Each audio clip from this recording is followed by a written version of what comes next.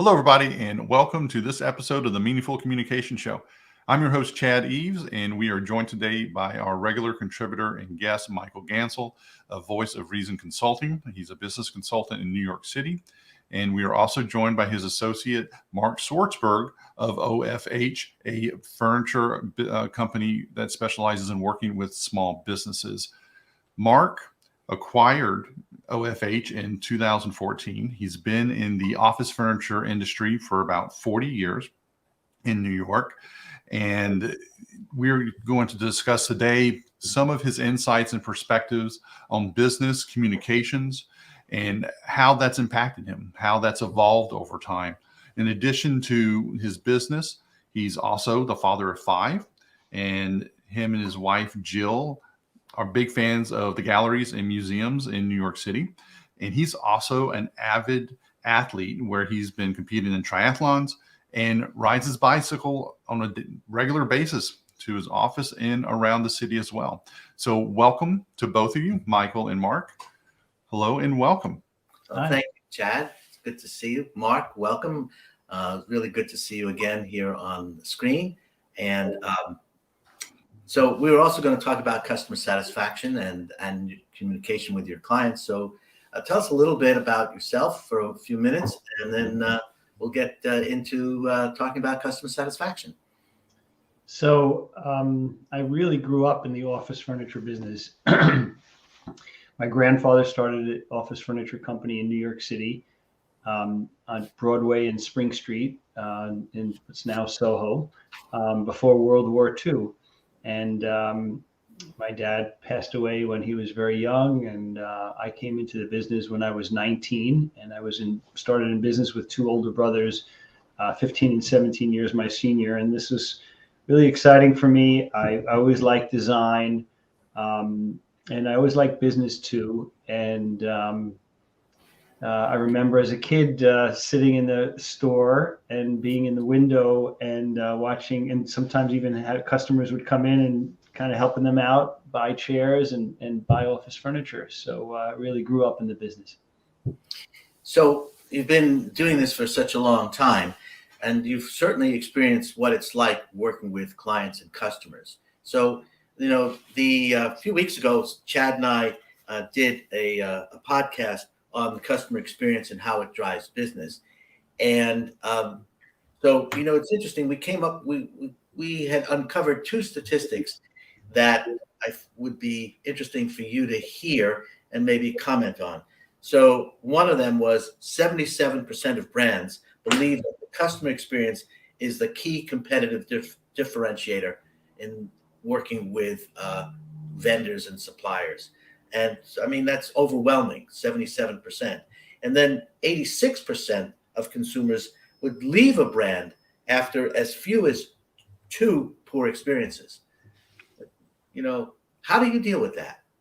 How do you deal with customer satisfaction? It resonates with me, especially because ultimately I sell a commodity. I sell office furniture, and it's really hard to differentiate my company from the rest of my competitors in New York. And it's also very interesting because we buy from manufacturers. We're a dealer. We distribute product that's manufactured by other vendors. And there's a lot of talk in our industry about differentiating the manufacturers, one manufacturer from the other. So we're selling chairs and tables and very, very similar products. And ultimately, I believe people are buying, it's a very personal interaction. I think it's a very personal interaction, especially since we're dealing with smaller companies. And the way we service our customers is really important. And then also on the other side, who we buy from, since we could buy from many different manufacturers, we also buy from manufacturers that give us good service. So it's really a virtuous cycle, and it's really critical. I feel strongly about that. So, you said something interesting, and you said it's a personal interaction. Want to talk more about that? Yeah. So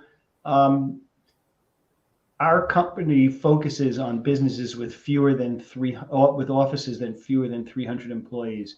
So in our industry, there are millions, hundreds of millions of dollars worth of furniture to offices that are full, multiple floors and very, very big projects. And that's not what we focus in on. And really, when that's very, very commoditized, because I think there's very little interaction. But there's a specification that goes out, and we need 3,000 of these and 3,000 of those, and there's a bid. That's not the business we work on. So we're dealing with smaller projects. Let's say a company that has 50 employees, 150 employees, and we're dealing directly with the business owner, the decision maker. Maybe there's some small facilities team, but it's not a huge facilities team. And those buyers have options. Look, they could buy online now. They could buy from my competitors.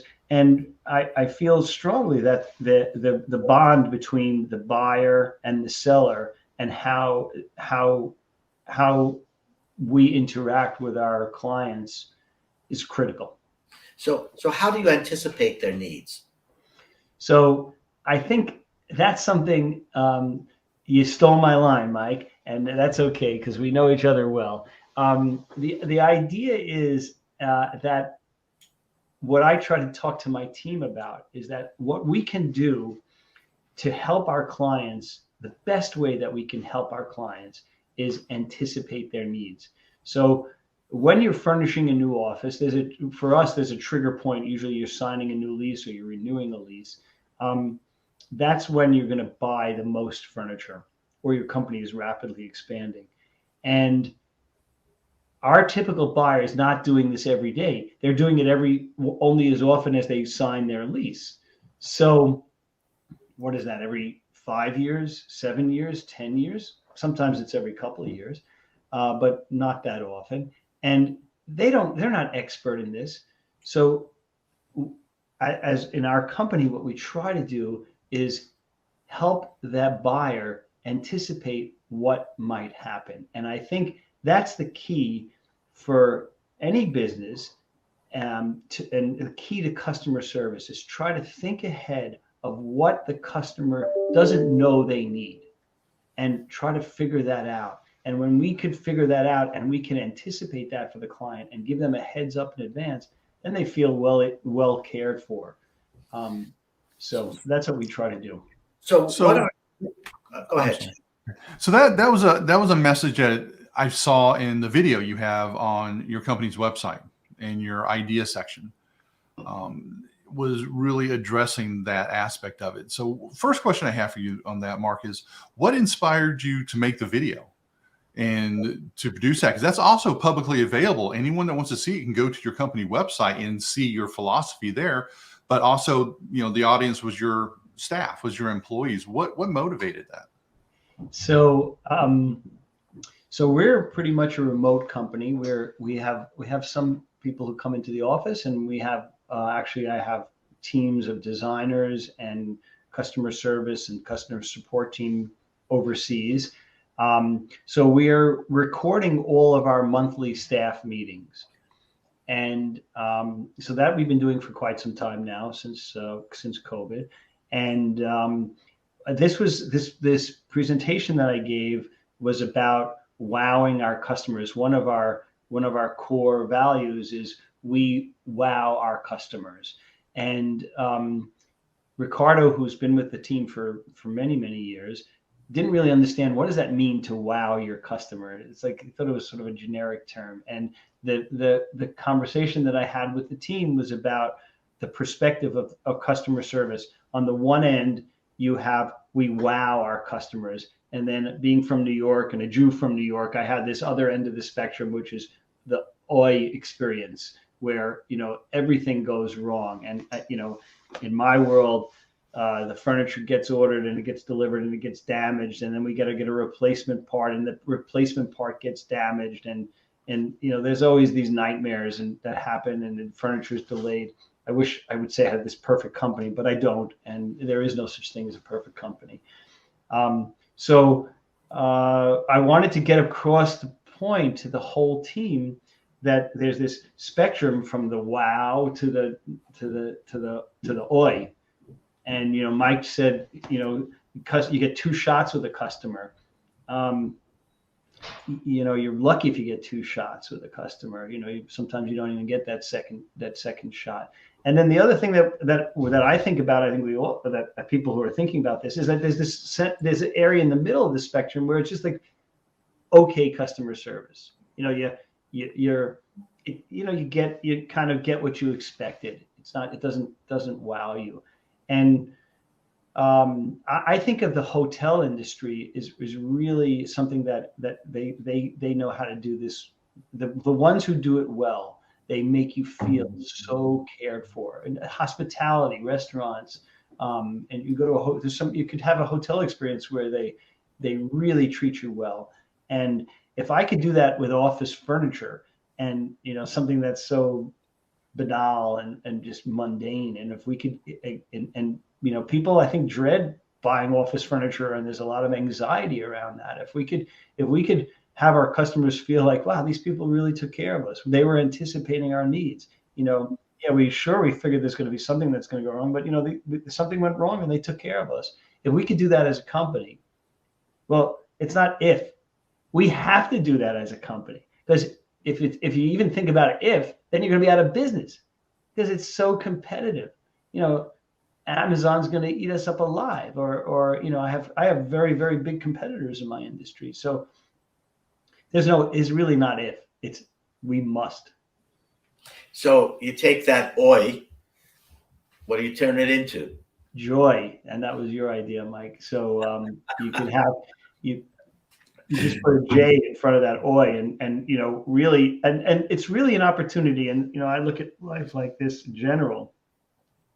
Every experience that's a difficult experience really could be an opening for an opportunity for something better. I think many people who have bought furniture or ordered something that takes a while to get, there's a potential for disaster. So we try to make those potential anxiety points into something that's joyous. And that's what I'm trying to, look, I've been doing this a long time and I believe it. And I think about this and I live my life like this. It's just trying to get my whole team to do that. And that's really the tricky part. So how do you instill that culture? I know you have some ways of doing that. So how do you bring that culture to your entire company? Well, Chad, you said, like your question, the original question was, why'd you put it up in a video and why did you do that? And that, so what I realize is I can't just sit in the vacuum and do it myself. I have to make sure that I spread the word to the company. And, I have to practice what I preach. People have to see me doing it. And sometimes it can get really expensive. We've screwed up. We just had a table that didn't fit in the elevator. And then we had to cut it, all kinds of crazy things. And, I'm going to lose money on that table. It's like it was I think a $4,000 or $5,000 table. We're going to lose money on that. But, if you believe in the wow experience, then, you want to have the reputation that you take care of your customers. And this really doesn't have a long lifetime value. This client, they're not going to buy hundreds of thousands of dollars worth of furniture, but it's the right thing to do. We have to take care of the client. The company sees that that's what we do. We put the value at that.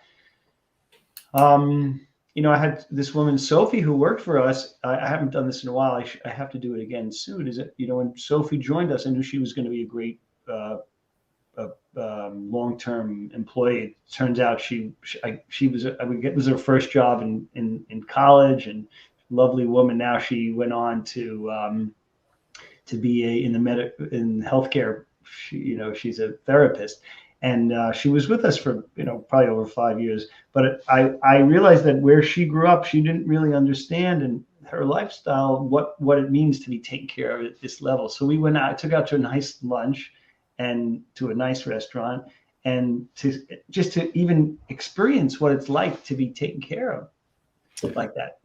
So when you think about like finding opportunities in, something that goes wrong, as we continue to emerge out of COVID, out of the pandemic. What has been your impression, or what have you seen as far as what people want from a customer experience perspective? You know what? COVID doesn't matter. It doesn't. COVID, post-COVID, pre-COVID, it's the same all along. It's also, what I also think about this is my relationships with my friends or people that I care about. It's all the same. How do you, it's one thing, the golden rule, treat others the way you want to be treated, but it's a step above. Treat others the way they want to be treated. And that's really what we have to understand. I'm part of this thing. I went to a training given by the Arbinger Institute. It's called the Outward Mindset, and that's really the core of what the teaching is. And the leadership team is bringing that to the company. We have to treat fellow employees. We have to treat customers, and we have to treat anybody we meet on the street, and certainly the people we care about with that mindset, and treat others the way they want to be treated. And it feels really good to me, and it feels like a good way to live. And I don't think of the company as always the bottom line. But the fact is, I believe deeply that even though I may spend like on this one table that I'm going to lose money on that customer, I believe in my heart of hearts that the loss on that one job is going to pay off dividends in some way down the road. And I don't know that I could calculate it on a spreadsheet, on an Excel spreadsheet. And I'm not worried about that. I think that in the long haul, that's the way I want to run the company. And I think that's the way people want to work for a company that treats people like that. And that's really, so for me, I have to really make sure everybody in the company knows that. Yeah. So much of it's, it's the hidden opportunities, it's what we don't know is going to come down the road. Is there any like patterns that you use? Maybe it's on a daily basis when, you're interacting with your team to try to instill that feeling of wow, or something that you're doing that's modeling that behavior for them. Yeah, it's a good question, Chad. So the thinking is that for me as the leader, I really have to do that all the time. I can't slack off, and that's hard because there are times when I don't want to deal with a problem, or I'm too busy and I have something else, and people see that. If Mark's not spending the time taking care of an issue, then they'll say, why do I have to deal with it? So and it's hard. I've slipped up. I'm not perfect. I mean, life gets in the way, or whatever gets in the way, or the next big deal. For me, I'm chasing the next big deal, and I'm not taking care of the small customer. And I've learned that that's a mistake, and it's costly. It's costly with my employees. It's costly with my customers.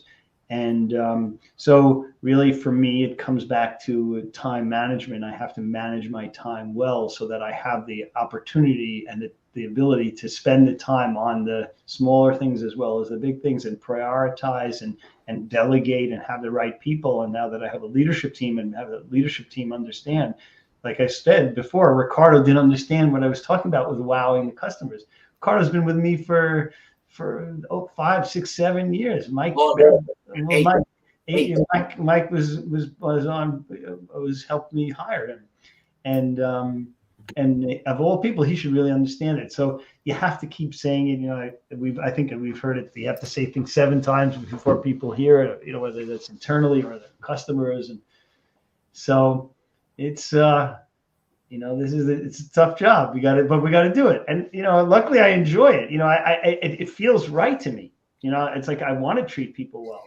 So, but see, it's more being a business owner. It's more than your 10 fingers and 2 hands. It's getting that inculcated to everybody else in the company. Certainly in your leadership team, you talked about the outward mindset, but it's also your designers, it's also your project managers, it's also your salespeople. They all basically have to have the same philosophy, which is why, in a sense, you are willing to take something that's an internal staff meeting and put it out there, because that's everybody in the company has the same philosophy. That's exactly, how you continue to provide the best customer experience you can provide. Right. So the core values. So, we try to hire around core values, and then we certainly let people go around core values, because we realize, we think, when you're getting into a relationship with an employee, you think that somebody meets the core values, and over time we find out. And the reason that people don't make it here is because they don't fit our core values. So that's what we think about, and we focus in on. And it's a lot of work. It's not easy, but actually, what I realize is now is what happens is sort of we build a fort around us. When we have these core values, then we have a strong team. And I am so proud of our team. I was sitting at home with my wife and Slater, our 9-year-old child, and I couldn't go into the office. We're not allowed. Everybody knows. I mean, this is what happened to everybody. We were not allowed to go into the office. Like, I'm saying to myself, what I do for a living is now illegal. I can't do that. And that was a big shift. And we had our best year ever last year, and that was amazing. We came into this year, I was a little bit concerned about where we were going to go, but it's going to be okay. We're, even though there's all this transition in the office, people are calling, people who believe in the office. We have a nice reputation, and if a lot of our business is word of mouth. I don't spend any money on advertising, actually $0 on advertising. So it's relationships with referral partners that know we're going to take care of their customers. They don't get anything from us other than they know that their customers are going to feel well taken care of. That's going to make them look good. And so I'm proud of it. It's a lot of work, and we mess up. We're not perfect, God, we've messed up. Yeah. So, it's interesting, Mark, hearing you talk about this. I opened up our session by saying the customer experience encapsulates everything business does to put customers first, managing their journeys and serving their needs. And obviously, you know that very well, given all the time that you spent in the industry. And of course, you've inculcated that into a team that also understands that. So I know we're running into a kind of like our time, but I wanted to, if I might, Chad, if you have some questions, let's go with that. But then I'd like to summarize some of what Mark said. Sure, absolutely, Michael.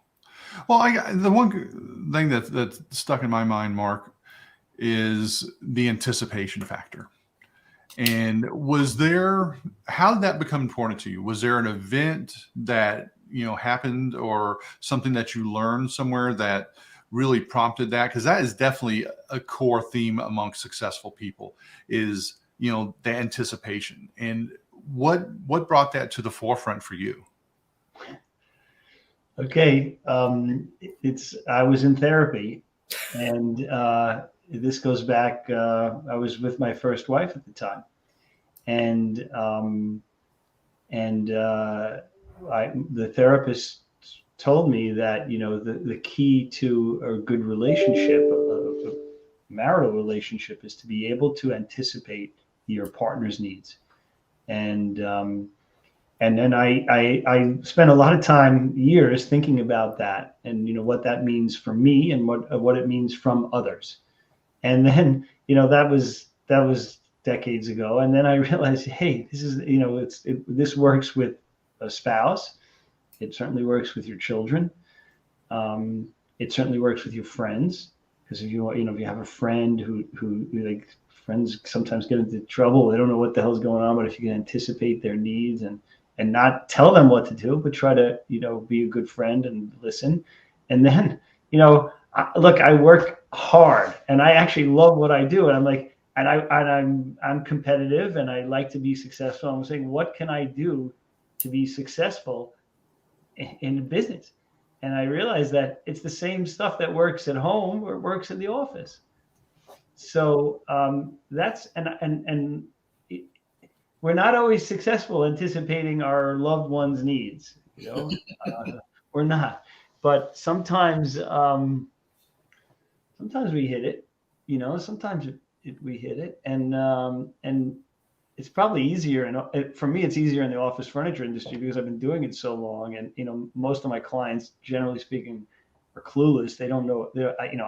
I've made every mistake so many times and seen my way out of every mistake.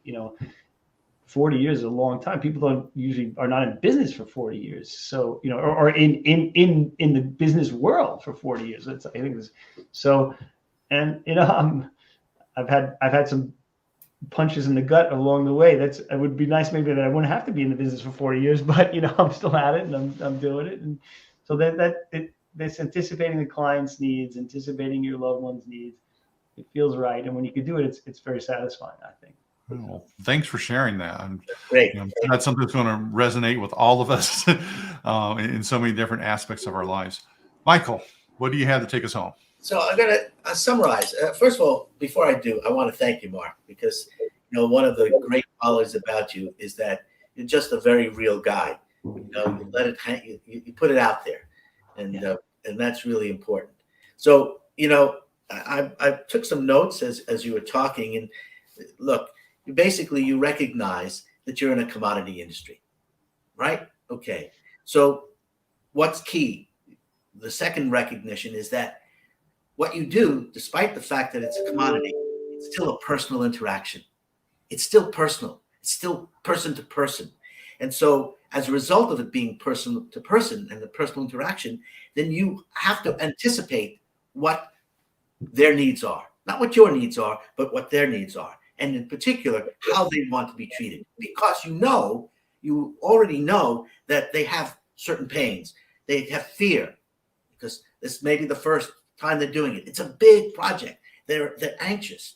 And so their mindset is like sort of they want to be taken care of, but they also are fearful that someone is not going to take care of them and going to take advantage of them.